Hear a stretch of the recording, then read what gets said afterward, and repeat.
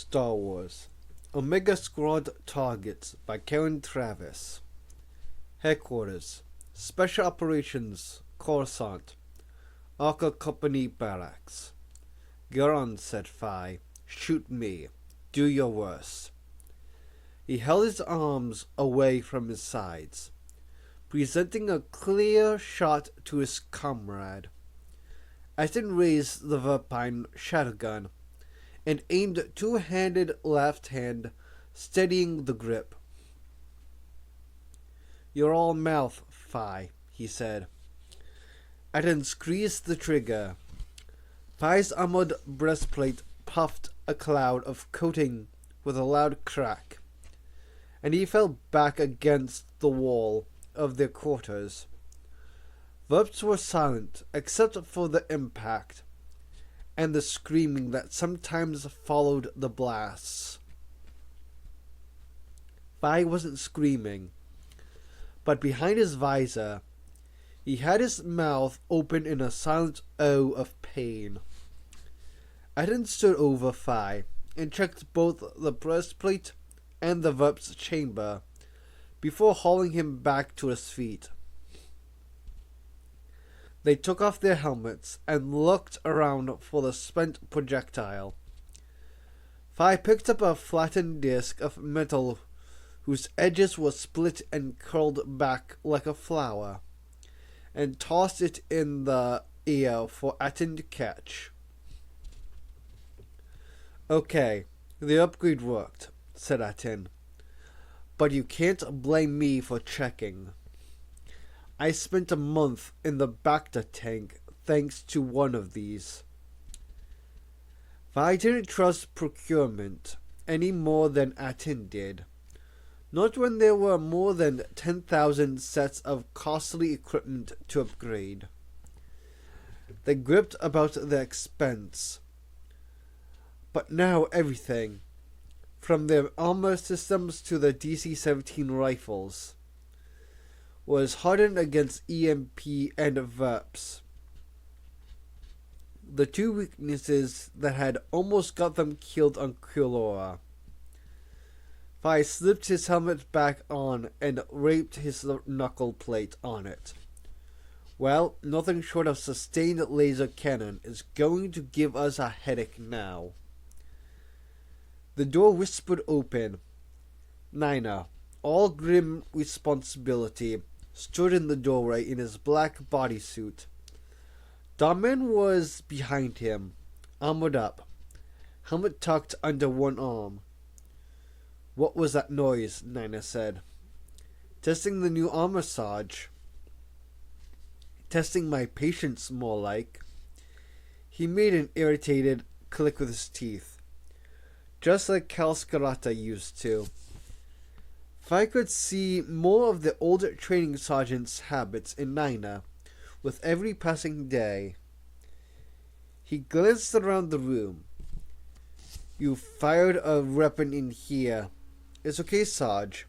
We were wearing helmets." Aten stood his ground. Sensible precautions often placated Nina. "You can't trust procurement." "Well, game over.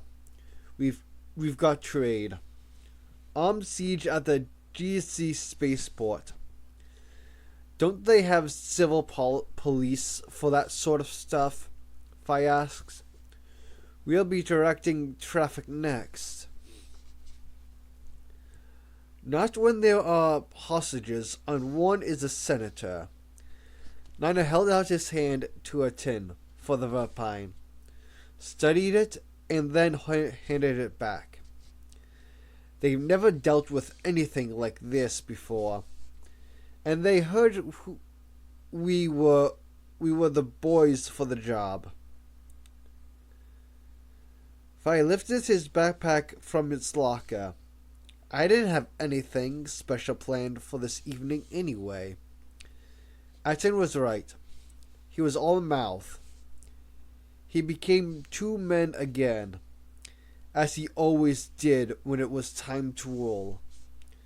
The Commando who was eager to put his hard-won skills to the test, and the scared kid who wasn't sure he'd be alive tomorrow. He found himself worrying whether he'd signed out the Verpine from the armory. How much trouble could an armed siege be anyway?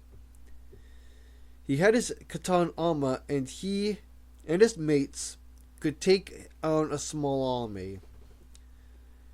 They all knew what the final score would be, more or less. Atin gave him a shove and tucked the Verpine in his belt. After you. Maybe Atin was thinking exactly the same thing.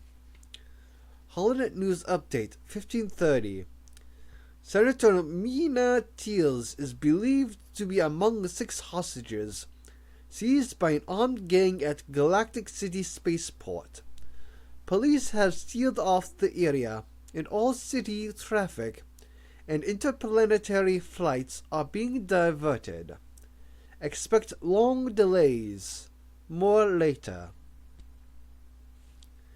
Galactic City Coruscant was amazing. Phi leaned out of the police assault ship's bay with his DC-17, clucking against his breastplate at every swerve and lurch of the vessel. Wind whipped into the hold, flattening his hair and peppering grit against his armor and his face. He'd never seen so many brilliantly colored lights. The walkways and skylines stretched as far above him as they did below. No wonder they called this place the Abyss. "Get your head back in," yelled the pilot. "What are you, a tourist or something?" Phi leaned a little further out, trusting the safety harness. "But don't you think it's amazing?" "Yeah, every rotten sticking shift," said the pilot wearily. "Get him back in board, will you?" Niner jerked on the line. "Phi, don't frighten the civvies," he said. "It's not nice. And put your helmet on." Cloud cars filled the airspace. The Coruscant Security Force pilot was trying to edge the custom VAT-E between crammed civilian traffic, packed solid in 3 directions. Cussing under his breath, the pulsing wail of the emergency klaxon and flashing lights were enough to make the dead clear a path. But nothing moved in the gridlock. Speeders, almost scraping the bodywork, tried to escape into gaps that weren't there. 25 meters of assault ship didn't fit well into the tight skylanes. All that Phi had ever seen of Coruscant was barracks and a compound bounded by security walls. None of the commandos had ever been on a run ashore, a social adventure that Scarata had said they should experience at least once in their lives. From the crew bay, he could see crowds of every species pressed up against barriers. Brightly lit shops and bars and apartments, exotic and unimaginable places that beckoned. Yes, he'd have that run ashore someday. Omega Squad chatted on the privacy of their helmet comlink, audible only to each other. Phi dragged his gaze from the outside world and settled into the bittersweet cocoon of his helmet. At once, both reassuring and confirming. "Receive schematics, people," said Nina, "and real-time view." A display of lines and fly-through images filled Phi's HUD. The image that Nina had transmitted from his datapad was the plan of the spaceport building. Long walkways led off, vaulted halls and service areas. Cubes of offices lined corridors, and power conduits rove through the image in green light. Superimposed on top of the overview, a real-time image of the main spaceport arrivals area showed knots of blue-armored Senate guards and CSF squads in yellow vests, crouched behind security barricades, some engaged in animated conversation. A blue hologram figure of a thick-set man in uniform shimmered into life in the hold, a little paunchy but still looking like he could give as good as he got. Commander Obrim, here, Senate Guard. Can you see this Omega? Nina spoke for them. Got it. They're holed up in the customs clearance corridor, and they've threatened to detonate explosives. 2 sets of doors, and we've left them control of one to stop them panicking and doing something stupid. How many confirmed? 6 passengers, and we are trying to get pictures of them. Obram might not have played this game before, but he had some common sense. Witnesses report 4 perpetrators, armed with blasters and carrying something in backpacks, which we have to assume are explosives. No idea on them yet. But they were all on the same flight.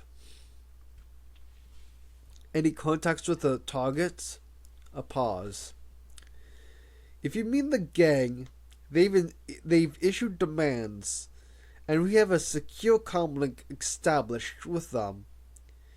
And you have primacy? Are you running the show? If I could hear the doubt in Nina's voice. I thought the city came under CSF jurisdiction. Not as long as I have a senator and his aide in danger, said Obram. The hologram began to waver again. Obram out. The CSF pilot brought the assault ship to a sudden halt. The understated black and white marble facade of the spaceport terminal shimmered, with ruby under flashing police lights. The front of the building was a crush of speeders and other emergency craft, none of them making a good job of keeping an access corridor open. Can't get in any closer, said the pilot. You'll have to rope it down the rest of the way. Don't wait for a tip, said Phi, and wondered where he'd picked up the phrase. We are citizens of Harun Kal. The Republic has fueled the civil war on our world, and now brings a fresh war to us. Remove your presence from our planet now, or your senator and the passengers die. Now you know we can reach into the heart of the Republic. Message sent to RHN Newsroom by Nurin, leader of the group, claiming responsibility for the hostage incident. Phi braced his legs, placing both boots on the outside rail of the ship's troop hold. He gave the rappel line one last tug to check it was secure, before dropping 15 meters to the walkway, DC-17 ready in one hand, a sea of open-mouthed faces staring up at him from behind the police cordon.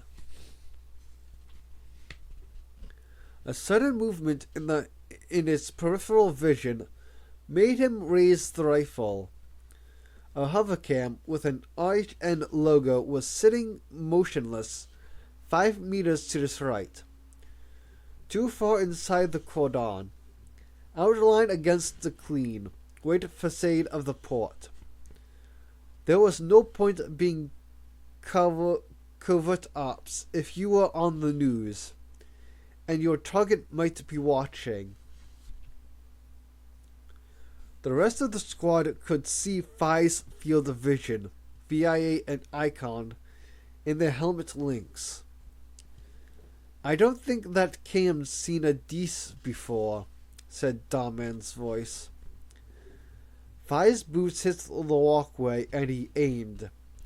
The hovercam dodged left then right in his scope.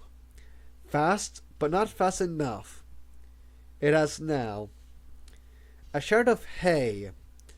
followed the thrack of exploding hovercam.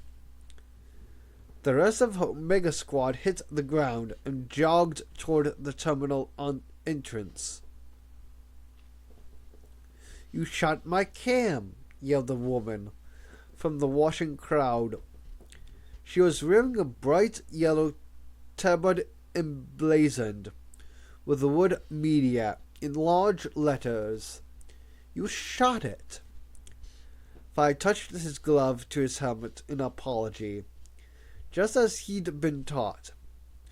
But he still thought it was a pretty good shot. "Oops. Beg your pardon, ma'am."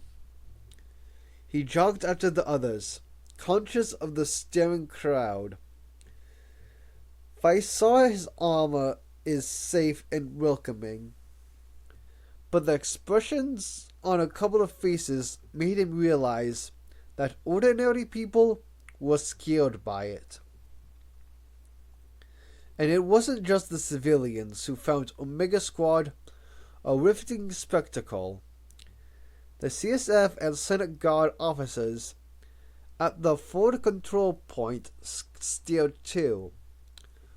O'Brim stopped a head-to-head discussions with a CSF lieutenant and stepped back from the defensive barricade of baggage repulsors and portable blast shields erected 10 meters around the customs hall. "I see you're tooled up," Obram said, eyeing the DC-17s with a distinct air of alarm. He almost slid his modest police-issue blaster behind his back. "They're not driving Trade Federation's tanks, you know." Phi decided that the police had a lot to learn about sieges. You could do anything with a Dees. A turn of the wrist, and it was a sniper rifle, grenade launcher, or a regular blaster. You can even club someone with it if you had to, although Phi hadn't tried that yet. He checked the vibroblade in his gauntlet out of habit, and the shunk-shunk sound as it extended and retracted made Obram flinch. Nina made that annoyed click. Phi took the hint. "Let's get a cam in there first, so we can see what's going on," said Nina. He beckoned Daman and a 10 forward. "Pictures, Commander. We need to know who to shoot. You're a bit keen. If you're not a hostage, you're a hostage taker. And that means you're dead a few seconds after we go in. We hate to make mistakes." "What do you mean by go in exactly?" The CSF lieutenant stepped between them, and a name tab on his vest said Davil. "I'm Incident Commander. I say how and when anyone goes in. We've got a Jedi coming down to negotiate with the leader." Daman took his pack off his back and began pulling out cores of high-yield charges and detonators. He was staring at the security doors as if calculating. We'll still get the charges in place just in case. No, that's not how we do it, said Davil. We don't want the hostages char-grilled. No storming, no heroics. Not yet. Obram interrupted. Senate Security Committee wants this ended fast to show Harun Kal we are in control. They can't just walk in here, grab a senator, and hold the Republic finest at bay. Maybe the Republic's finest, or you to be exact, should have concentrated on ensuring secure transportation for the senators, said Davil.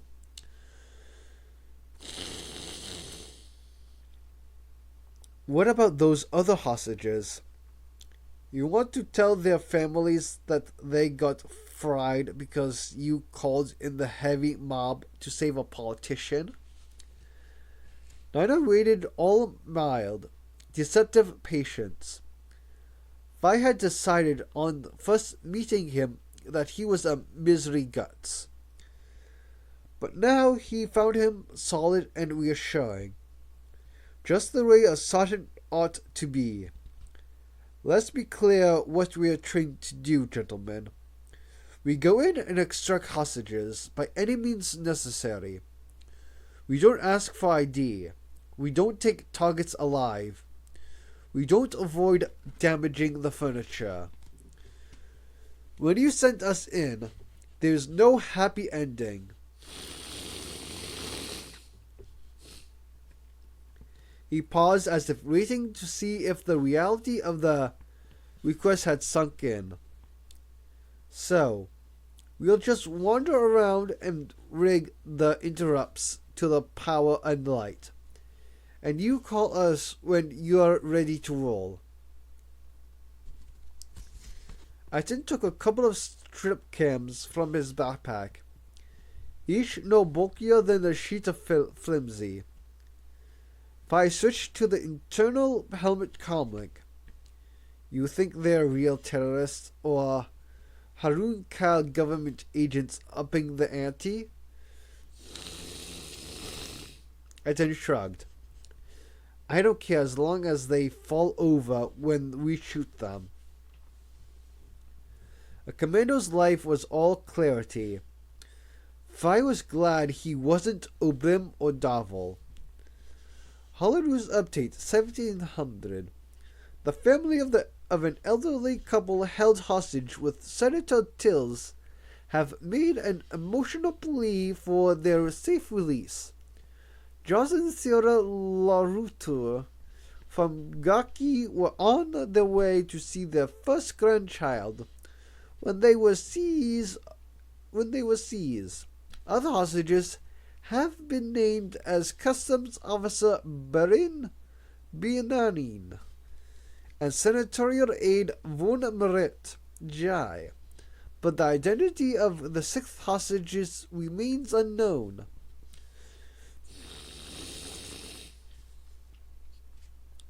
Obrim was talking on the comlink to Nurin R in carefully restrained tones, while Omega listened in.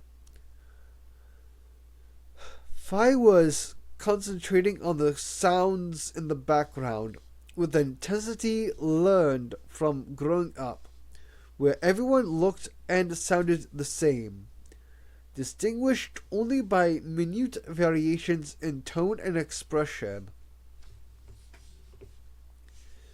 He could hear the old woman's voice saying, "Oh, Jaws, oh, Jaws," over and over, very quietly. From time to time, he heard an equally quiet reply from the old man. "Don't you worry." It made him uncomfortable. He wasn't sure why. Obram let out a breath. "The Jedi's here." Vi's stomach churned when he saw the distinctive red-trimmed visor of an ARC trooper captain through the grimy white helmets of the CSF line. The line melted away for the arc. Behind him trailed a human male in a very well-cut business suit. A young Trilek Jedi and a scruffy, wiry little man who looked old enough to be everyone's father. A man with a face as wrinkled as his clothes. Buzzcut gray hair and a limp that didn't stop him covering the ground like a racing odopindo. Sarge, said Phi. Nina's head jerked up. It is. Cal Scarata reached them in a stride ahead of the Ark captain. He grinned up at Phi as if he recognized him, but that was impossible. He'd had 100 identical young commandos in his batch. He couldn't possibly remember. He couldn't possibly see past the visor either. Who let that vagrant in? Demanded Oberon. That, said Phi, is the man who taught us all we know. Oberon sighed. We're screwed then. Phi touched his fingers to his helmet anyway. Even if Scarata was out of uniform. Sarge, what are you doing here?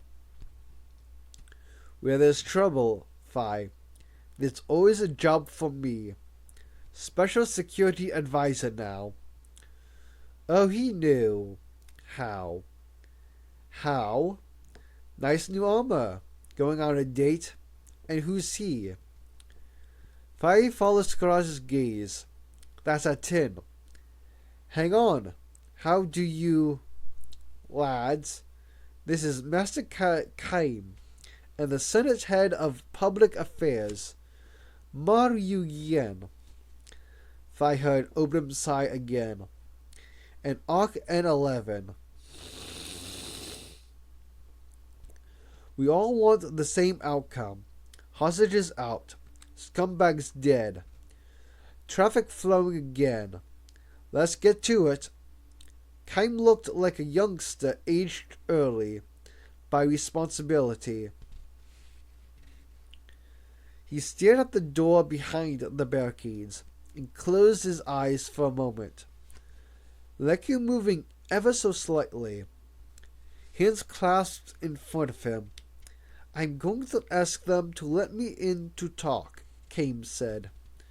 When I have their attention, I will help them decide to release the hostages and to talk to me, which will not be easy with Kurunai. He took his lightsaber from his cloak and handed it to the Ark. I have to show goodwill and enter unarmed. You're nuts, sir, said Oberon. You're giving them another hostage. One with a choice, said Kaim. Captain, if I get inside, you have command here. The captain just nodded once. Etten took the strip cams and held one out to Kaim. If you get a chance, sir, try to leave this inside. Anywhere. Even if we can't get an image, we can pick up audio.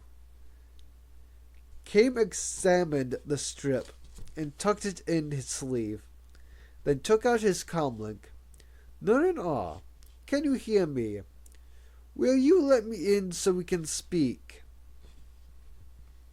The simultaneous chunk and eerie of 20 service-issue blasters powering up made Phi turn and aim in time to see the doors to the customs hall begin to part. For a moment, the commandos were a single wall of rifles with 2 police forces. Slowly, the blade-thin gap opened wide enough for Phi to see a few huddled shapes inside. Kaim went in. GC Spaceport Terminal Building, 1745.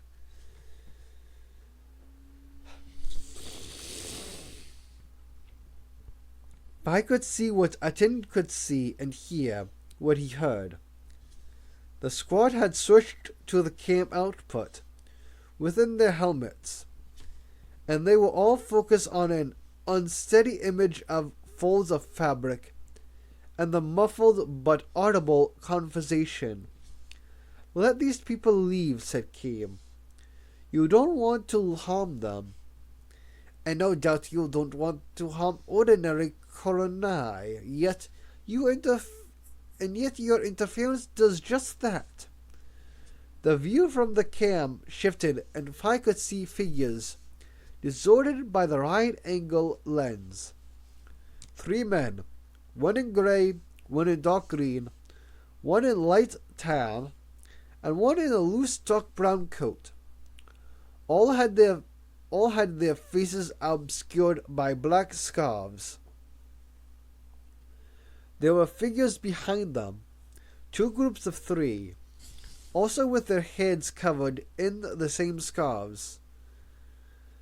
But they were the hostages, judging by their huddled positions and their clothing, out-of-date fashions, from gaki, a business suit, a customs uniform, a Mon Calamari senator's formal robe, and a cheaper imitations of it. Fine thought, Fi. His helmet was recording. "I don't need to see your faces. I know what you wear, how you move, how you sound, and that's how I'll know who you are when I blow your brains out." Kim's voice was soothing and reasonable. "These people need food and water. That's the least of their worries." The one in gray. Fi noted his voice. The one in light tan turned to look at the senator and told him to shut up. Green Man was holding his blaster left-handed. Detail. "Take a look at their baggage." Tan Man, Fi now saw the targets as color-coded, grabbed the old Gakrin man by his shoulder and dragged him across the polished tiles a little way from the wall on his backside. The old woman's voice whimpered, terrified. Fi could see now what Gray had meant by baggage. The hostages had small packs strapped to them. 6 lives are a price worth paying, Jedi, said Gray. "We will detonate the charges. This wins you no sympathy, Mercy will. We don't require sympathy, just your compliance. Let the old couple go at least." There was a pause. Fi wasn't sure where Kame had managed to place the ship cam, but Gray's shrouded face came closer, and Fi saw 2 pale eyes, as if he was looking into them personally. "Lying Jedi filth, spy," Gray hissed, and the sound and image crashed to static and black. "Fearfic," said Atim. They heard the screams. They weren't only from an old woman. Then there was a thud and shouting. Shut up, or you die now." Then silence. Fi looked to the arc rifle aimed at the doors. Damen raised the remote detonators in his glove, a mute request for permission to blow the doors. "Hold fire," said the arc. The twin doors began to part, and Fi, Aten, and Nina had their Deeses trained on the widening gap. He could see the different views through their scopes in his head. I said hold.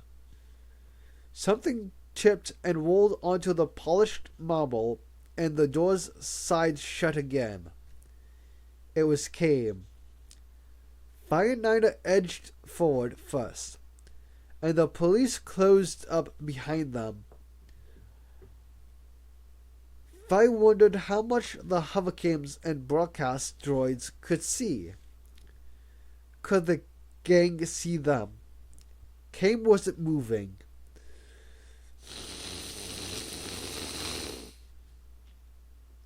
Nina put out a cautious hand to pull back the Jedi's robe, and Fi saw a flicker of light and heard Nana catch his breath.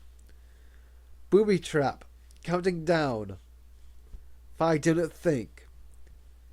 The police officers were right on top of him, unprotected.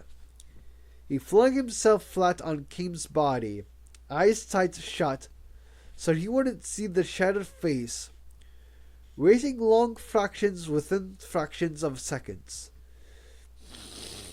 before a shockwave lifted him like a body blow and raw noise filled his helmet. He felt as if he'd been shaken hard in a metal box. For an instant, red light flooded his eyes behind his closed lids. How long the next moment took, he didn't know. But he could hear the Ark shouting, "Droid, those cams, do it, now." He could hear yelling, so he wasn't dead. That was something. Hollow Flash, 1758. A Hurun-Cal group holding Senator Tills has killed a Jedi negotiator. All location cams have been disabled in a news blackout. But we've just witnessed horrific scenes as the Jedi booby-trapped remains exploded in the terminal. It's thought a member of the elite Republic Commando shielded the blast with his body. Viewers might find the following images distressing. What do you use for brains, Fi? Scarada hissed, supporting Fi's shoulder. You're a Dekut. Fi could feel bruises forming everywhere he had places. He sat upright with some difficulty. Thanks for the sympathy, Sarge. I'm fine. You trust that pretty armor a lot more than I would. Scarata suddenly shook him fiercely by the shoulder. Don't you ever scare me like that again, son. You hear? Let the cops look after themselves. It hadn't been a big device. Just enough to kill or maim a couple of people. But not enough to breach Catan armor. He'd smothered the blast and the shrapnel that went with it. But I hadn't been 100% sure at the time that the armor would absorb the energy from the blast. And now that the adrenaline had finished coursing through his veins, he felt shaky. The Ark stared down at him, fists on his hips. Scarata kept calling him Ordo.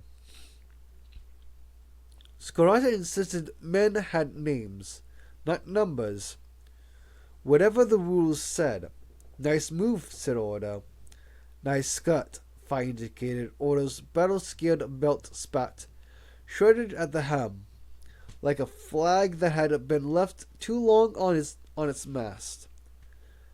Fi wiped his armor, trying to forget what was smeared on the plastered alloy.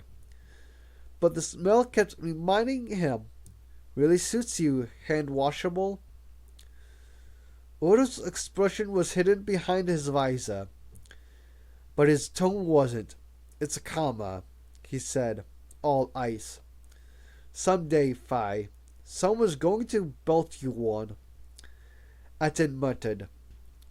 And it's probably going to be Ordo. He was right. But Fi didn't know any other way to keep his gut from shaking at times like this. Here's how he coped. He was relieved, and he was shocked. And now he had to get on with the job. He leaned on his knees to get to his feet. and saw the cams and droids had gone. The illuminated displays in the terminal were black screens, and the amber emergency lighting was on. So, Odo had deployed an EMP device to knock out the holocams, and taken out all the unshielded equipment around them too. Droiding. A crazy but necessary move, Fi thought, seeing as it might have triggered whatever explosives the gang had rigged. He looked into Nina's helmet and saw that he was running and rerunning the images of the gang that Kame had paid for with his life, memorizing the identifying details. Wu Jian was looking around the terminal hall, chatting on his comlink. The embodiment of pure calculations. Okay, so we'll have to take the news conferences at the chamber. Any more bodies and they go out via the back. I know it's not good seeing Jedi body parts. The grunt was great, right? Odo and Scarada looked at each other, as if some common bond had sprung up from nowhere. Fi wondered if they had some comlink of their own. Scarada occasionally slipped something into his ear and removed it again. Odo cocked his head, but Scarada smiled tightly, and without humor, he turned to Regian and put a scared hand on the sleeve of his nice, sharp tunic. Son, he said, I couldn't help noticing that you called my boys grunts. Don't do that again, will you? Rugian looked down at Scarata, as if he'd noticed him for the first time, and lowered the comlink. We want the senator out now. Nothing else matters. I'm glad you pointed that out to me, for I couldn't see what Scarata did next.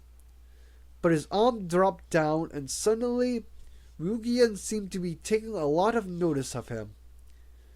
His eyes bulged visibly, and a small noise forced its way past his lips. Now that I have your attention, might I suggest that you remove yourself from the incident scene and let Captain Odo and my boys do the job. Fi was memorized. Darman jogged up to the tableau of frozen pain. Charges laid, Sarge. Ready to go. Scarada's arm fell back to his side again, and Wugian inhaled sharply, before brushing down his tunic and striding away with somewhat sprayed legs. I'll remember that move, said Atin, approvingly. Val never taught us anything like that. But Val had certainly taught Atin the exacting procedures for storming a building, Fi knew. You just wondered about Ordo. Ox weren't team players. Fancy a bit of action for a change, Captain? Asked Fi. Give you a decent day out? Don't worry. If your luck holds, I'll be right in front of you, said Ordo, toneless. If it doesn't, I'll be behind you. Fi thought about that for a few moments.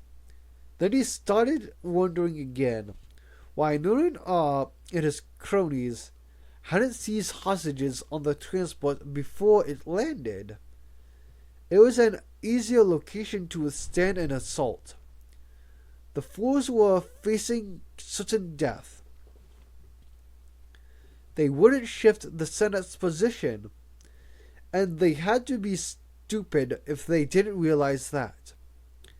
In the end, though, their intelligence levels wouldn't matter. He checked the Ds, rehearsing rapid changes between modes, and aware that Odo kept looking his way. Holonews Update, 1830. The Harun Kal government has denied knowledge of Nurin R, leader of the group that's holding 6 hostages at Galactic City Spaceport. But in an unusually robust statement, that Koronai ambassador says she fully understands the group's frustrations and has urged the Republic to cease interfering in her planet's affairs.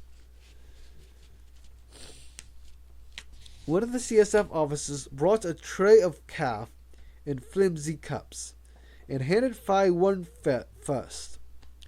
A camaraderie had sprung up. Phi rather liked it.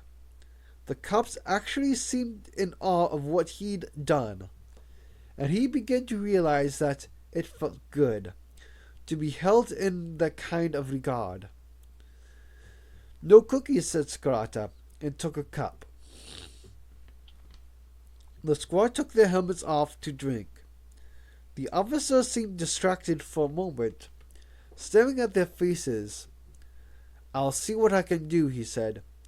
"Don't wait for a tip," said Skarata. Phi smiled to himself. Obrem and Darvel were observing a few paces away, and the group stared at the hologram of the terminal layout that Odo projected into the space between them. "It's an oblong room," said Skarata, and slurped his calf. "No scope for anything clever. It's just going to be a matter of speed, force, and knowing who you're going to drop as soon as you're in there." "But how are you going to stop them setting off the devices?" asked Darvel. "By slaughtering them before they can move," said Nina.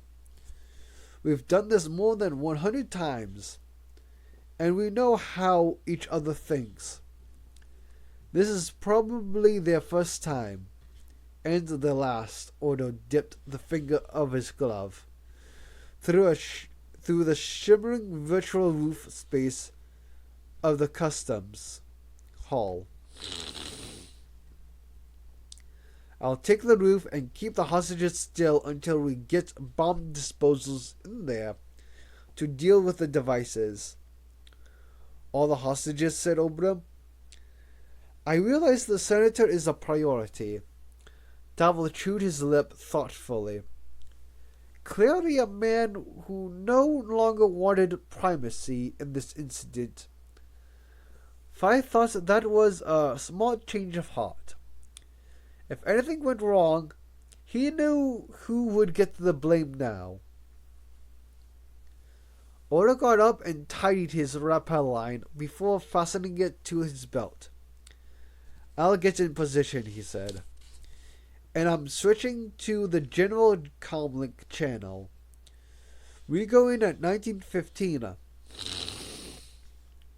Damen, count us down. And Obrem's men kill all the lights, okay?" Darvel's communicator chirped. He answered it, and adopted that middle distance stare that people have when they are trying to concentrate on something that they aren't expecting to hear. "It's Nurin R," he said. "He's asking for buckets, food, and water." "Ah, the power of the need for a fresher," said Obrem. "Looks like our hard men are softening. Even people who plan to kill engage in displacements activity," said Skarata. "I'll take the stuff in for you." "I think I should be doing that, Sergeant," said Odo. "Yeah, like they'd succumb to your natural charm," Skarata began, checking the pockets in this rumpled jacket. He extracted something that looked like a hearing enhancer.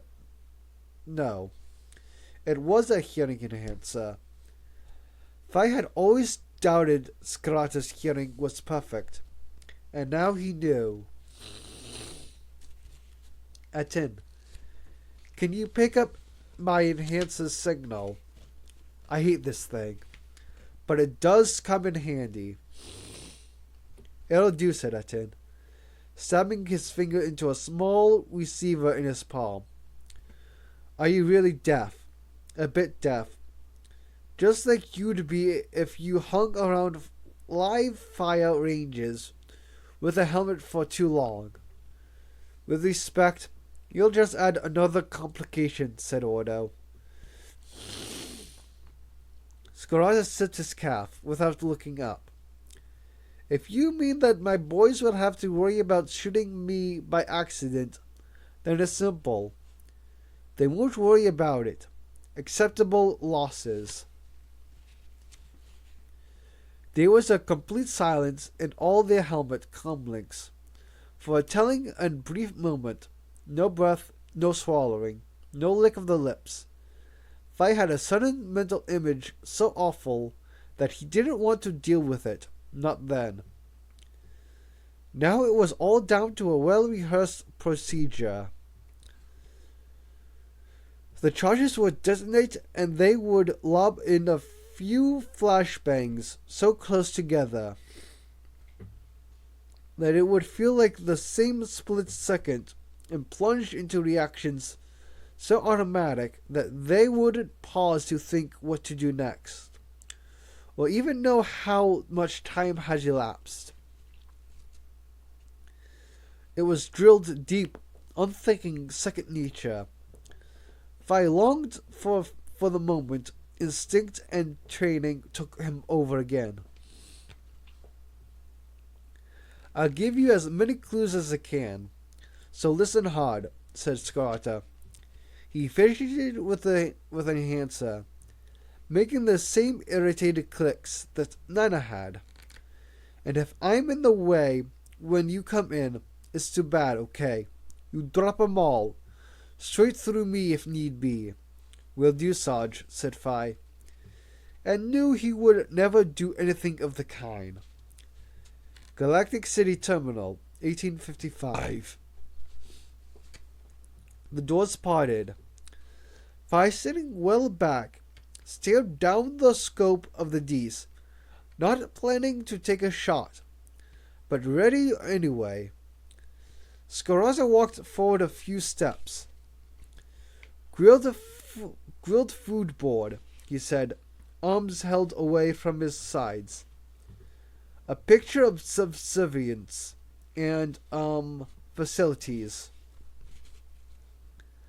Vi could see past him into the enclosed corridor. The hostages were still split into two groups. One of the targets stepped up to Scarata and placed the muzzle of his blaster against his forehead. Clean man, Vi thought, and made a mental note of the target's gait. It was a clean shot. He couldn't take right then. The sound signal was fuzzy, but audible enough. Put the buckets down and back off. Scarata's short, wiry, forgettable, dragging his left leg, looked like a janitor. Vi knew Green wouldn't see what was really there. What about the old couple? Said Scarata. Don't you think they've had enough? Why not let them go? Take me instead. Go on, let him in. Green paused and then gestured Scarata inside with a blaster. You can keep them company, he said. You're too altruistic for a delivery boy. We better search you. The doors closed. Stand by, said Nina. They took up positions either side of the doors. Vi and Nina had to the left, Etin and Domin to the right. They could hear Scarata's breathing, remarkably controlled under the circumstances, and the occasional rustle of fabric. They were searching him. The enhancer didn't seem to get their attention. The devices was too obvious. "You're okay, missus?" said Scarlata's voice. There was a mumbled reply, probably from the elderly Gawkri woman. "Lie down. You'll feel better." "Shut up," said a voice, a new one. "Tan man," thought Fi. He'd know that voice the next time he heard it.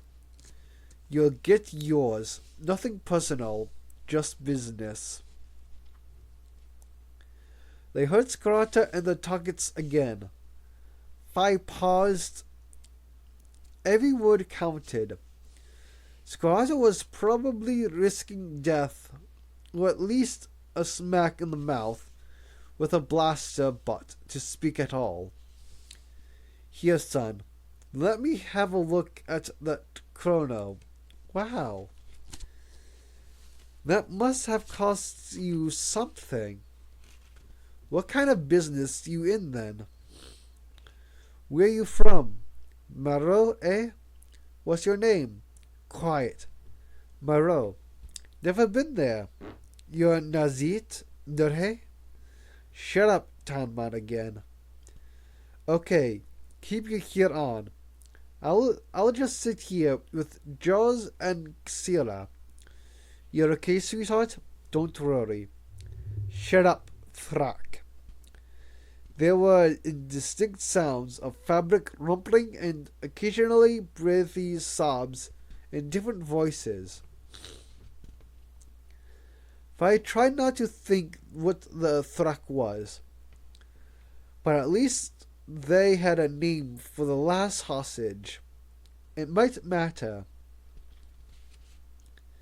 He closed his eyes for a second and visualized the layout. Scarlata probably had 3 hostages right next to him. Then that left Senator Till's positions unaccounted for, as well as his aide. But it was better than nothing. "Why was he repeating Mero?" asked Daman. "Where's Mero?" Nina's voice filled his skull. "It's corporate sector. Odo, you ready?" Pi took a deep breath. He activated his helmet spot lamp and checked the chrono on his forearm plate. When the doors blew and Nina lobbed in the flashbang, bright and loud enough to stun most species, for several vital seconds, he would swing 270 degrees to his left, step in and aim, ready to take down the first recognizable target he saw. He'd done it time after time. "Roof team ready," said Oda. "Daman." "Ready." Daman raised his gloved fist. "In 3, 2, go." Boom. Light exploded out of the shattered doors, and fire ran into it. These rays. Time slowed into a sequence of freeze frames. A man in a green tunic, stunned, squinted against the helmet spot lamp, shouting "No!" in a voice Fi had memorized as target. Struggled to raise his blaster, and Fi put a single bolt through his chest.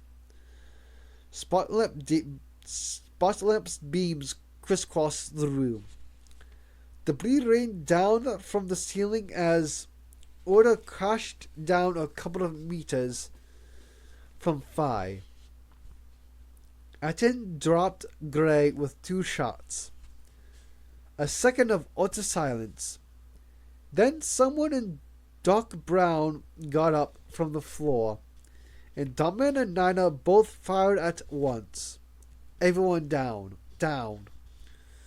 Order had his rifle trained on a group of hostages. "Stay still, Republic forces." And Daman was shouting, "Where's Tan? Where's Tan?" Fi's lamp swept the wall to his left, and he saw a light tan shape, and Scarlata half across it, transfixed by the beam, yelling, "No, Fi, no!" Fi felt his fingers compress the trigger, without any intervention from his conscious mind, and time slowed down hundredfold. Fine, no. Scarata had flung himself across the tan-coated figure. Hostage, Phi. Hold fire. Phi's finger eased back. The silence was sudden and total again, punctuated only by the patter of ceiling panels, still falling in chunks on the tiled floor. I nearly killed him. I nearly killed Scarata.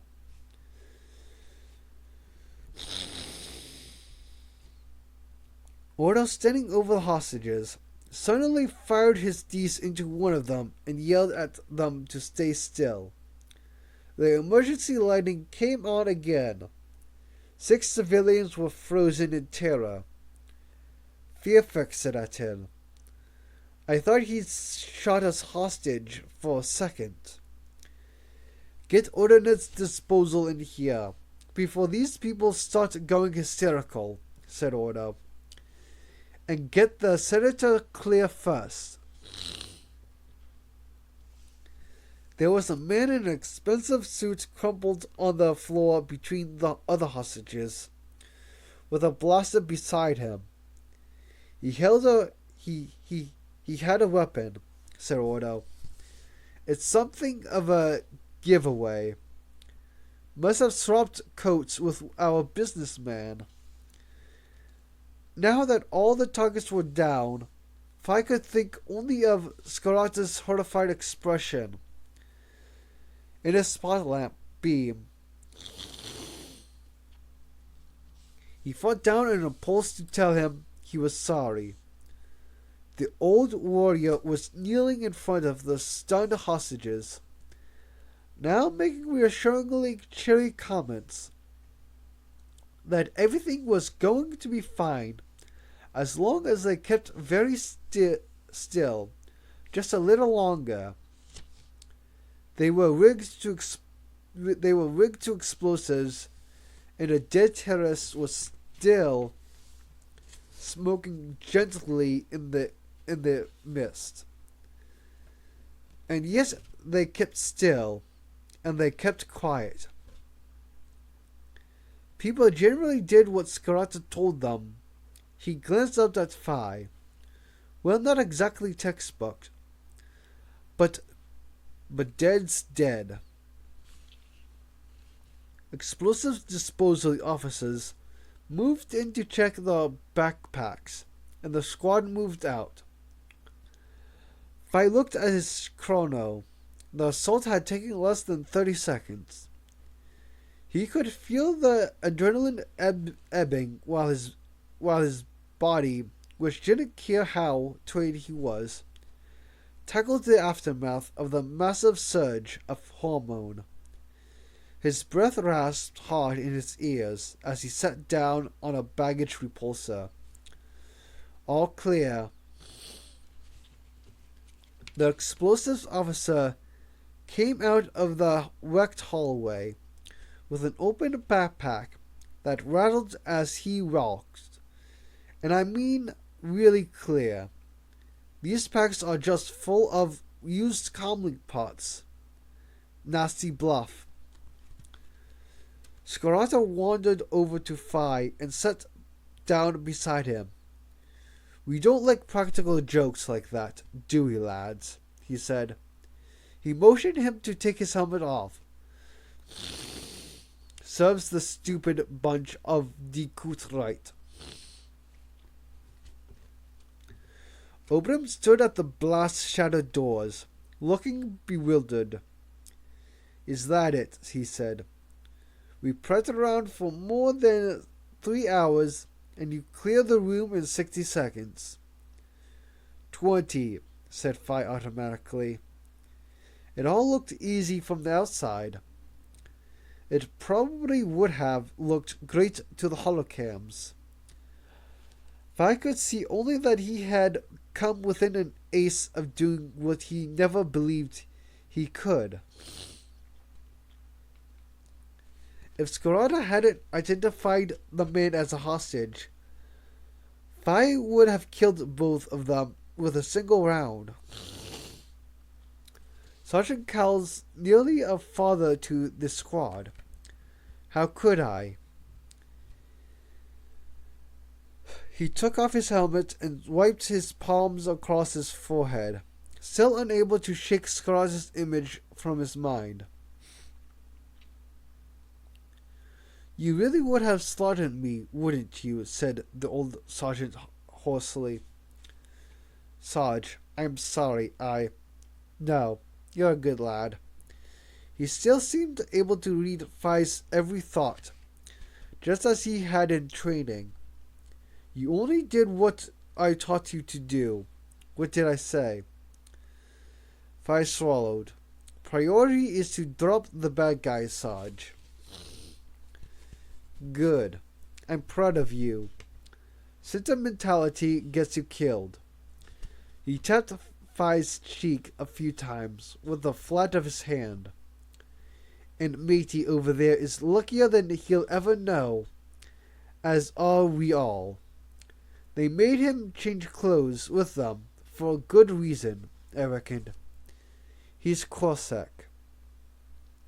The businessman, Nizariet Nur, was still standing by the wall, examining the scruffy tan jacket and pants as if appalled to find himself in such tatty clothing. He should have been medivaced for a routine checkup by now. But whatever he had said had ensured he was still there, and waiting. He walked up to O'Brien. I need to leave right now. You really should have that checked up, sir. But I have an important meeting. I'm a member of Corsac's Directs, and it's imperative that I attend. Just as well you're in one piece then, said Scarta. I don't think your government colleagues would have found it amusing if we'd crashed in and shot you by mistake, especially when the explosives were dummies. Nur seemed to have forgotten his terror of a few minutes earlier. No, they were not. We hope to stay out of your disputes with the Separatists. Can I have my suit back now? And who's paying for the damage? I thought a thank you might have been a nice touch, but he realized he had missed something in the exchange. That had made O'Brien and Scarata just stare at each other. Nana walked over to them, followed by Ordo. Neither looked as if anything left them trembling. What have I missed? It was the senator, said O'Brien. He wasn't the key hostage. He was a lure to get us to storm in and kill the real trump card they were holding. You want to explain all that, Sarge? Scarata raked stubby fingers through his hair. The corporate sector authority is neutral, and the Directs Board as its governing body. They've got serious money and armaments, so you don't want to upset them. So if I had shot a Directs member, the political fallout would have been enormous. Corsac might have decided to take sides and throw their money and guns behind the Separatists. Want me to go on? Fairfax said Fi. But it still didn't feel as close a call as nearly killing Scarata. That's a new one for the training manual. You said it. Heavy-handed Republic overreacts. Storms in and kills top Corsac man. Nice stunt, whoever they are. Oban shrugged. Well, you can sleep soundly tonight in the knowledge that you've given Rugian a timely public relations coup.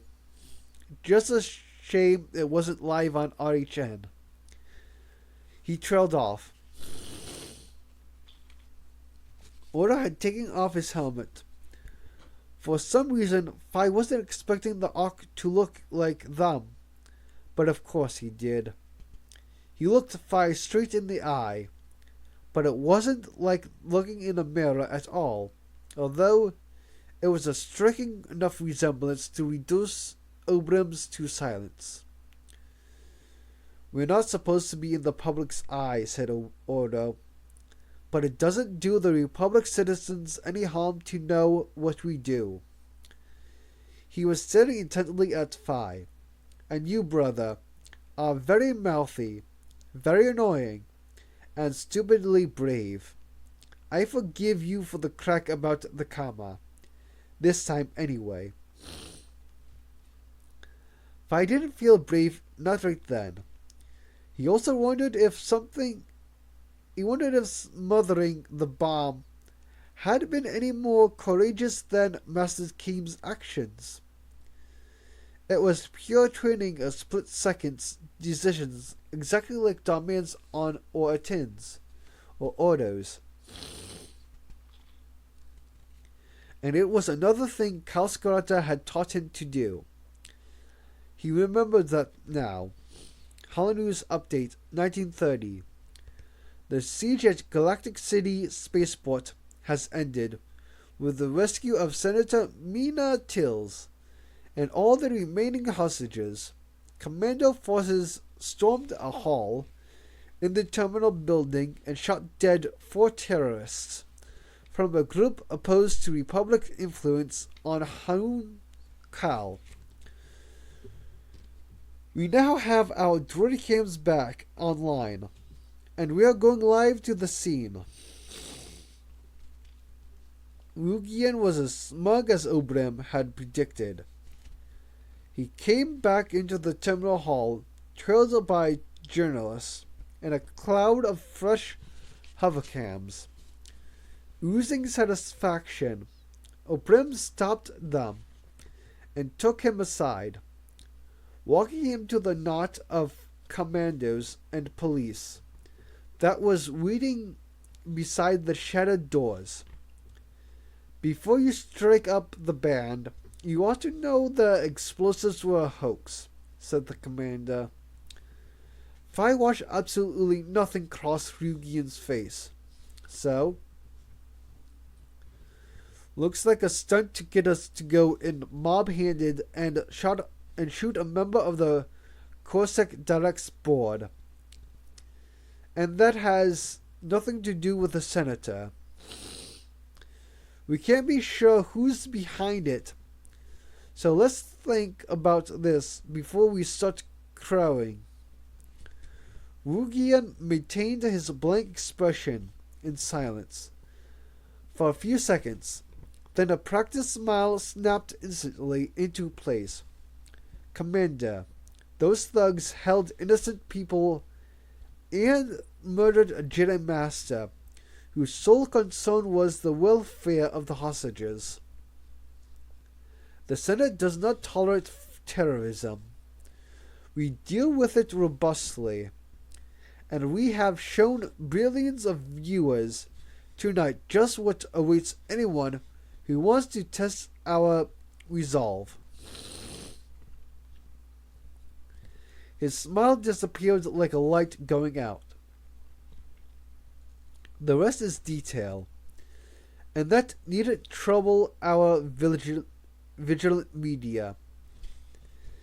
He gathered up his smile again and walked back to where the media were waiting. "Really remembered all that for the cams?" asked Fi. "He probably talks like that in his sleep," said Obrim. "Anyway, I just want to get home. Unless you boys would like a drink." Scarata smiled uncomfortably. "We're always on duty, Commander, so we don't get to have a drink. But thanks. You go on home. I couldn't find a joke that would help him right then.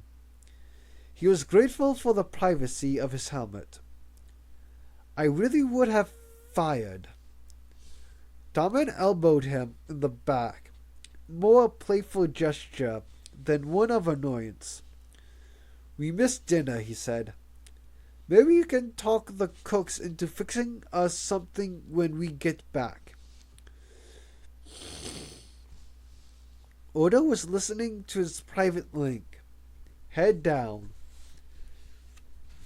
It was a giveaway gesture with Ox, Fi thought. CSF transports here to take us back to barracks, he said, straightening up. You're shipping out on a new deployment at 0600 tomorrow, Omega. Scarata jerked his head around for a second, dismay unguarded, and then gave them a smile that didn't quite conceal his anxiety. You make sure you get them a decent meal first, Captain. He jabbed a finger in their directions, then appeared to yield to some private thought and gave them all a slap on the back. No damaging government property, okay? And we'll have that drink one day soon, I promise you. He winked and pulled up his collar, limping into the crowds. Outside of the riot of neon and vehicle lights that was Galactic City, and changing before their eyes from time-served Commando to anonymous old man, as surely as any Galanan could shift shape. I've never had a proper alcoholic drink, said Atin, or a free bowl of Rora nuts. Well, if they're free, that's worth staying alive for, said Fi. And they snapped their helmets back into place to become the Republic's ultimate faceless deterrent once again. This has been Star Wars Omega Squad Targets. This has been Al Partyful with a reading. Hopefully you enjoyed it. If not, then oh well. Anyways, see ya. Bye bye.